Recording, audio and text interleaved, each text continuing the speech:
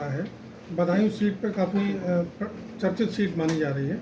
आप मतदान करने जा रहे हैं, क्या लग रहा है आपको? देखिए, 2024 का चुनाव विकसित भारत के संकल्प को पूरा करने का चुनाव है और आदरणीय प्रधानमंत्री नरेंद्र मोदी जी के लिए तीसरी बार प्रधानमंत्री बनाने का चुनाव है। जहाँ तक जो बदायूं का सवाल है, तो बदायूं चूँकि मेरा गृह जनपद है और गृह जनपद होने के नाते मैं बदायूं के लोगों की भावनाएं जानता हूँ और जिस तरह से लंबे अरसे तक बाहरी लोगों का यहाँ पर वर्चस्व रहा या जीते रहे, लेकिन इस बार 1980 के बाद पहली बार बदायूं की मिट्टी में जन्मा पला बड़ा व्यक्ति यहाँ से चुनाव लड़ रहा है भारतीय जनता पार्टी का।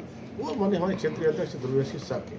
और निश्चित रूप से मैं कह सकता हूँ कि 2019 में सपा बसपा के गठबंधन के बाद में भी यहाँ पर कमल खिलाने का काम बदायूं लोकसभा की जनता ने किया था और इस बार बड़े अंतर के साथ यहाँ पर बदायूं लोकसभा में कमल खिलेगा और बाहरी लोगों के लिए बदायूं की जनता मुंह तोड़ जवाब देने का काम करेगी। सपा से आदित्य यादव जो है प्रत्याशी हैं, उनका और उनके पिताजी का दोनों का आरोप है कि भाजपा के लोग पुलिस के माध्यम से उनको प्रताड़ित कर रहे हैं, उनके कार्यकर्ताओं को, और दबाव बना के सीट जीतना चाह रहे हैं। क्या कहेंगे इस पर? देखिए, मुझे तो तरस भी आता है, हंसी भी आती है कि समाजवादी पार्टी के लोग कहें कि भाजपा के लोग ऐसा कर रहे हैं। मैं कहूँगा कि उनको उठा के इतिहास से देखना चाहिए अपनी सरकार का। 2000 पार्टी की सरकार में किस तरह के चुनाव होते थे। 2014 का चुनाव आपने भी देखा है, मैंने भी देखा है, जहाँ पर गुंडागर्दी इतनी हुई, बूथ कैप्चरिंग इतनी हुई कि सारे रिकॉर्ड तोड़ दिए गए।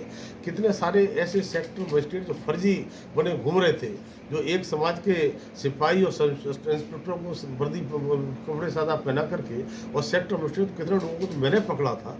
तब मैं कह सकता हूँ कि हमारे भारतीय जनता पार्टी के प्रदेश से लेकर राष्ट्रीय नेताओं के यहाँ दौरे नहीं लगने दिए, किसी नेता का हेलीकॉप्टर तक उतरने नहीं दिया, परमिशन नहीं दी गई। तो इस तरह का जो नंगा नाच लोकतंत्र की हत्या जिन्होंने की हो, वो इस तरह की बात करते हैं तो मुझे लगता है कि मुझे तो हंसी आती है।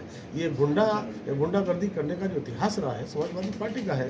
भारतीय जनता पार्टी के कार्यकर्ता बहुत ही अनुशासित होते हैं और क्योंकि यहाँ पर इस बार फिर से इस बात की लड़ाई है कि यहाँ पर लोगों का स्वाभिमान जागा है, सम्मान जागा है, जो बाहरी लोगों को बर्दाश्त नहीं करेंगे। तो यहाँ का जब प्रत्याशी जीतेगा तो मिट्टी बदायूं की जो खुशबू सुगंध अच्छी बदायूं के सांसद को आएगी। मुझे लगता है कि सैफई वालों को नहीं, सैफई वालों को सैफई की मिट्टी की सुगंध आ सकती है। तो हम निश्चित रूप से कह सकते हैं या निष्पक्ष तरीके से प्रशासन चुनाव करा रहा है। हाँ, इतना जरूर है कि हम गुंडागर्दी नहीं होने देंगे, बूथ कैप्चरिंग नहीं होने देंगे और बूथ कैप्चरिंग करने का प्रयास किया तो उनको मुंह तोड़ जवाब भी दिया जाएगा और प्रशासन सख्त कार्रवाई। अमित शाह जी ने आज वोट किया है, क्या कहना चाहेंगे?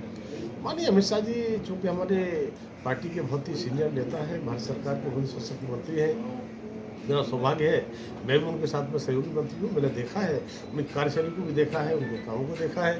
तब मैं कह सकता हूँ कि उन्होंने वोट किया है और उन्होंने पूरे देश में जिस तरह से स्टार प्रचारक के रूप में काम प्रचार किया है, तो केवल अपनी लोकसभा पर ही नहीं पूरे देश में जितनी लोकसभा में जा रहे हैं सब जगह उनका प्रभाव रहता है और कार्यकर्ताओं को हृदय में जगह बनाने का काम आदरणीय अमित शाह जी ने। 10 सीटों में चुनाव हो रहा है, इसको किस तरीके से देखते हैं, कितनी सीट मानते हैं? देखिए, हम जहाँ पर माननीय प्रधानमंत्री मोदी जी ने 400 पार की बात कही है और आदरणीय प्रधानमंत्री ने जब जब जो आह्वान किया है उसको देश की जनता ने पूरा करने का काम किया है। तब मैं कह सकता हूँ कि हम उत्तर प्रदेश में भाजपा के निष्ठावान दृढ़ कार्यकर्ता और उत्तर प्रदेश की महान जनता इस बार 80 में से 80 कमल खिलाने के लिए बेताब बैठी है। तब अब तक जो पहले दूसरे चरण में चुनाव हुआ है वहाँ पर विपक्ष का झूठा साफ हुआ है और भाजपा सभी सीटों पर जीतेगी और आज 10 की 10 सीटों पर कमल खिलेगी। समाजवादी पार्टी के 3 सैफई परिवार से 3 लोग इसी चरण में, तीसरे चरण में, और तीनों बड़ी लड़ाई से लड़ रहे हैं। तो क्या लगता है आपको उन 3 में कितने जीतेंगे? देखिए, समाजवादी पार्टी का नाम समाजवादी जरूर है, लेकिन पार्टी पूरी परिवारवादी है और जिस तरह से उन्होंने जिस एक समाज ने उनके लिए यहाँ तक बढ़ाने का काम किया, पार्टी में काफ़ी मदद की, लेकिन अपने उस समाज के लिए ही उन्होंने इस तरह का काम किया है कि पूरा यादव समाज ठगा हुआ महसूस कर रहा है। क्योंकि प्रदेश के अंदर 5 टिकट अगर दिए हैं यादव समाज के लिए तो केवल और केवल अपने परिवार को दिए हैं, जिनमें से एक बदायूं से लड़ रहे हैं, अखिलेश यादव से कन्नौज से लड़ रहे हैं, मैनपुरी से उनकी पत्नी डिम्पल यादव लड़ रही हैं, फिरोजाबाद से अक्षय यादव लड़ रहे हैं, आजमगढ़ से धर्मेंद्र यादव लड़ रहे हैं। तब यादव यादव समाज को भी लगता है कि हमारा हक छीना जा रहा है, हमारे हक पर डाका मारा जा रहा है। और आज हम कह सकते हैं कि अगर सगे भाई भी होते हैं, एक भाई उसका हक मारता है, बेईमानी करता है, तो भाइयों में बिगड़ जाती है। मुझे लगता है कि यादव समाज भी अपने को ठगा महसूस कर रहा है। और मैं कहूँगा कि ऐसा कोई सगा नहीं जिससे अखिलेश ने ठगा नहीं। और इस बार ये समाजवादी पार्टी सब सीटों पर जब हार जाएगी तो ये समाजवादी पार्टी हो जाएगी। ठीक है सर